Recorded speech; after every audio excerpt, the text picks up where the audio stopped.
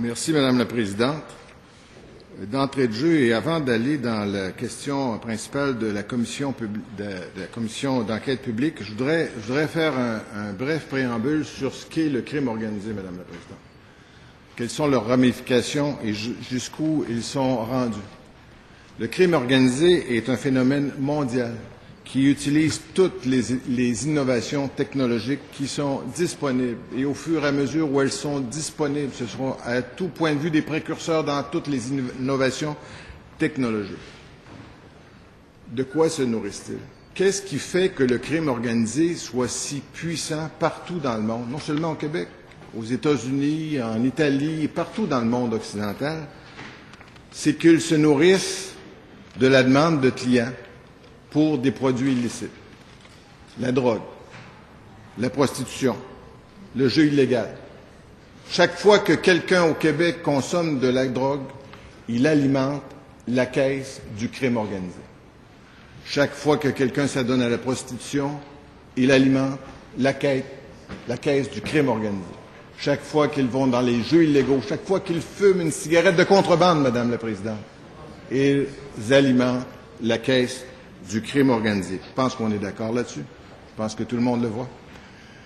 Et ça fait des millions et des millions et des centaines de millions de dollars d'argent sale. Et cet argent-là doit être recyclé. Ce que veulent les criminels, c'est évidemment, c'est blanchir cet argent-là. Comment font-ils ça? Bien, ils l'ont fait dans le passé de toutes sortes de façons. Je donne un exemple. Qui a été réglé il y a un certain temps. Les billets de 1 000 $ au Canada sont disparus et une des raisons pour laquelle on a enlevé les billets de 1 000 $, c'est que c'était trop facile de transporter de l'argent à travers la frontière. D'ailleurs, si vous passez à la frontière, on vous demande toujours si vous avez plus de 10 000 $ en espèces. C'est une des façons de limiter les transferts d'argent. Évidemment, le crime organisé a trouvé d'autres moyens, d'autres façons de faire du blanchiment et en particulier, Madame la Présidente, j'en donne quelques exemples, il y en a plusieurs autres. Les entreprises fictives. J'étais revenu, vous le savez, depuis 2 ans, j'ai changé récemment de ministère. Les entreprises fictives étaient un des problèmes. Créées le jour 1, disparues le jour 28. Aussi vite que ça. Donc, ça exigeait une adaptation de tous nos systèmes, y compris aux revenus de tous nos systèmes pour s'assurer qu'on puisse saisir ces entreprises fictives-là et s'assurer qu'ils ne font pas de blanchiment d'argent. Entreprises fictives, fausses factures, envahir l'économie légale, voilà de quelle façon le crime organisé essaie de prendre les produits d'activités illicites qui viennent des clients, parce qu'il y a une demande malheureusement pour ces produits illicites-là, de recycler les énormes montants d'argent. On parle de milliards de dollars au Canada, Madame la Présidente. On ne parle pas de banalité. Et de le recycler dans l'économie légale. On peut donc conclure que le problème du crime organisé est un problème durable. Il y a eu une commission d'enquête qu'on a appelée Commission d'enquête sur le crime organisé en 1973. J'aurai une citation tout à l'heure à vous donner sur les résultats de cette commission d'enquête. Mais bref, malheureusement, ça n'a pas suffi à faire disparaître le crime organisé. Ce qui s'est plutôt fait, c'est la création d'escouades mixtes dans la police, intégrées. Et ça a commencé avec quelqu'un que connaissent très bien l'opposition, M. Serge Ménard, qui a été ministre de la Justice pendant de nombreuses années, pendant près de 5 ans, à 3 reprises, et ministre de la Sécurité publique, et qui a résisté, lui, à toute demande de l'opposition d'une enquête publique, parce qu'il a eu également, de la part de l'opposition, à l'époque, des demandes d'enquête publique. Et il était très solitaire, très isolé dans sa volonté de plutôt faire une organisation qui s'est appelée Carcajou. Et M. Ménard disait, je vais le citer à la Commission permanente des institutions, le 12 avril 1995, à la page 26, M. Ménard disait « Trop de policiers dans le passé se sont servis des commissions d'enquête pour justement échapper à la solution des problèmes auxquels ils étaient confrontés plutôt que de les affronter. Mon attitude, c'est plutôt de les affronter, c'est d'agir plutôt que de faire étudier. Aussi, une commission d'enquête non seulement est coûteuse et ne donne pas de résultats, et ne donne des résultats que beaucoup plus tard, mais elle mobilise auprès de cette commission d'enquête les meilleurs enquêteurs ceux qui ont la meilleure expérience du terrain. Ma tendance, dans un contexte justement de ressources limitées, c'est de garder les meilleurs éléments sur le terrain. Fin de la citation, Madame la Présidente. C'est l'opération Carcajou. Elle a donné d'énormes résultats. 500 arrestations. Ça a été cité comme un modèle et d'ailleurs, toutes les opérations policières qui ont suivi depuis 1985-2001 ont copié ce modèle.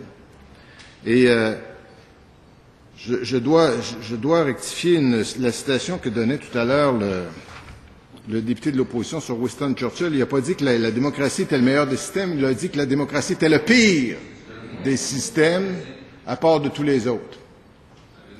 Et donc, la nuance est d'importance. Ce qu'il faut comprendre dans notre système politique, il ne faut pas être naïf, c'est que, quelle que soit l'opposition, je n'en fais pas une question de l'opposition actuelle versus les oppositions passées, quelle que soit l'opposition, l'objectif, c'est de démolir le gouvernement. Ce n'est pas de démolir le crime organisé. Et c'est un des aspects malheureux, et c'est un peu à ça que référait Winston Churchill en disant que c'est le pire de tous les systèmes. Malheureusement, on n'a pas trouvé de meilleure façon d'amener les débats à trouver de bonnes solutions. Mais pour nous, notre objectif, c'est pas de démolir l'opposition. Notre objectif, c'est de démolir le crime organisé, Madame la Présidente. Alors, il y a eu d'autres opérations qui ont été menées sous l'ancien gouvernement. Opération Printemps 2001, les Hells Angels. L'opération Colisée, qui était pour le crime organisé italien, qui s'est déroulée de 2003 à 2006. 81 accusés. L'opération Shark, avec les arrestations de la majorité des Hells Angels et la fermeture de tous les locaux des motards, 15 avril 2009. On s'en rappelle. On s'en rappelle, Monsieur le Président, Madame la Présidente, la population du Québec était révoltée de voir que ces gens-là puissent de façon impunie se promener et faire tout ce qui semblait bon de faire. Ce sont des enquêtes policières qui ont permis d'établir les preuves, d'amener les accusations et éventuellement de les amener en procès pour condamnation pour leurs crimes. C'est ça que donnent les enquêtes policières, Madame la Présidente. Que donnent les enquêtes publiques? J'ai mentionné hier qu'un des problèmes des enquêtes publiques, c'était l'immunité. Ce n'est pas le seul, mais c'en est un, puis je pense qu'il est bon de le préciser. Et je vais vous citer la loi sur les commissions d'enquête à ce sujet-là, dans un article qui s'appelle « Immunité des témoins ». Toutefois, nulle réponse donnée par une personne ainsi entendue comme témoin ne peut être invoquée contre elle dans une poursuite en vertu d'une loi, sauf dans le cas de poursuite pour parjure ou pour témoignage contradictoire. Fin de la citation. Ce que ça veut dire, ça, Madame la Présidente, c'est que si la personne avoue tous ses crimes, et plus elle en avoue, mieux c'est, et il ne faut pas qu'elle en oublie, plus elle a l'absolution de ses vieux péchés, et plus si elle, évidemment, manifeste la bonne volonté de ne pas vouloir recommencer, on se retrouve devant une situation où on ne peut pas utiliser le témoignage de la personne qui a été entendue pour l'accuser de ses méfaits. Et c'est un point majeur qui nous amène à dire, avant d'aller vers cette solution, parce que nous n'avons jamais rejeté aucune solution, avant d'aller vers cette solution, il faut s'assurer qu'on a déjà en main toutes les preuves qu'il nous faut pour qu'on puisse accuser ces gens sans qu'ils puissent venir se libérer de leurs fautes par une confession dans une commission d'enquête publique. Le timing dans ce genre de choses-là est fort important et il faut s'en rappeler. Je vais vous citer également une autre lecture sur cet exemple-là qui vient du livre « Mafia incorporée » que j'ai invité tout le monde à lire, qui est très intéressant, qui d'ailleurs fait la démonstration que ce sont les enquêtes policières qui marchent, puisque ce sont une revue à peu près complète depuis un certain nombre d'années des enquêtes policières qui ont été menées et des résultats qui sont maintenant publics et donc qui sont accessibles. Alors, ces gens-là ont fait un magnifique travail pour recueillir ces documents qui étaient, pour la plupart, publics et qui maintenant peuvent être utilisés pour dévoiler au grand public ce qui s'est passé à ces moments-là. Et ce que je veux particulièrement citer, c'est l'opinion d'un monsieur Yvon Thibault sur les conséquences de la SECO et je vous fais la citation.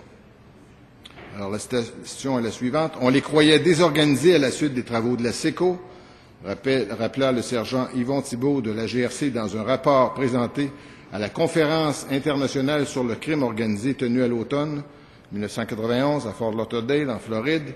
Au contraire, ils ont pris de l'expansion. C'était le début de l'internationalisation de la mafia montréalaise. » Fin de la citation.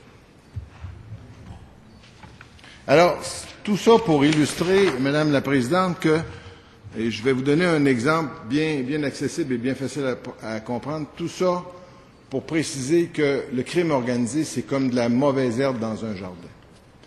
Il faut à tous les matins, ceux qui ont un jardin le savent, il faut à tous les matins aller arracher les mauvaises herbes. Il ne faut pas la regarder pousser. Il ne faut pas se demander quelle est la sorte. On les connaît, les mauvaises herbes. Quand on possède un jardin, on les connaît, les mauvaises herbes.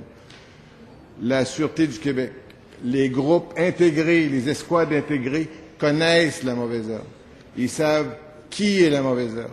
Ils savent ce qu'ils font. Ils savent comment ils le font.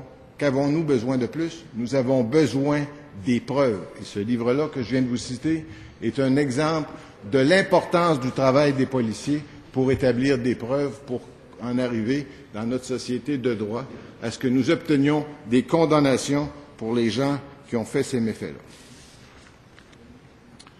En conclusion, je dirais donc, les enquêtes policières établissent des preuves qui sont suivies d'accusations, de procès et enfin de condamnations. On se retrouve avec un problème d'infiltration du crime organisé dans l'économie légale et c'est une préoccupation qui doit être constante. C'est un type de crime qui déstabilise et corrompt le libre marché et réduit les chances des travailleurs et des entrepreneurs honnêtes de réussir. On l'a vu par des déclarations de certains d'entre eux. Toute l'industrie de la construction ne doit pas écoper à cause d'un certain nombre d'entrepreneurs sans scrupules qui transgressent nos lois, mais il faut faire le ménage. Il faut donc donner aux enquêteurs, et c'est ce que nous faisons, d'avoir ajouté des effectifs à l'opération Marteau n'est pas un aveu d'échec, c'est un aveu que ça marche et ça marche de mieux en mieux. La Sûreté du Québec nous ont dit ce que vous nous aviez donné nous semblait correct, on a plus de travail que prévu, donnez-nous-en davantage. Et la réponse a été oui, on vous en donne davantage. Nous avons rajouté 15 effectifs, 2,4 millions par année à l'opération Marteau. Il faut se montrer patient. Il est inutile d'arriver auprès du procureur avec un dossier mal ficelé où les preuves ne sont pas faites parce qu'on est pressé de donner des résultats. Tout le monde veut des résultats le plus rapidement possible, mais on va se mettre facilement d'accord qu'il vaut mieux avoir une preuve bien ficelée pour s'assurer que les accusations seront portées et que les personnes seront condamnées que de se retrouver avec des enquêtes mal faites et justement des gens qui risqueraient d'être libérés des accusations qui ont été portées. Je rappelle qu'on a besoin du public. On a besoin du public pour dénoncer les gestes illégaux. Il faut la collaboration de tous les intervenants dans la population pour nous permettre de régler ce problème de crime organisé. Actuellement, on brasse la cage du crime organisé. Alors, il ne faut pas s'étonner que ça brasse dans la société québécoise. Ces gens-là vont résister par tous les moyens possibles. Il n'y a rien à leur épreuve. Toutes les façons du crime organisé seront utilisées, que ce soit même pour nous discréditer, nous, du gouvernement, pour nous empêcher d'avancer dans la résolution des crimes qu'ils commettent. Et c'est ce qui me fait dire, Madame la Présidente, que ça semble être là un slogan. Ce n'est pas un slogan, c'est une réalité. C'est ce qui me fait dire que les criminels, c'est pas à la télévision qu'on veut les envoyer, c'est en prison, Madame la Présidente.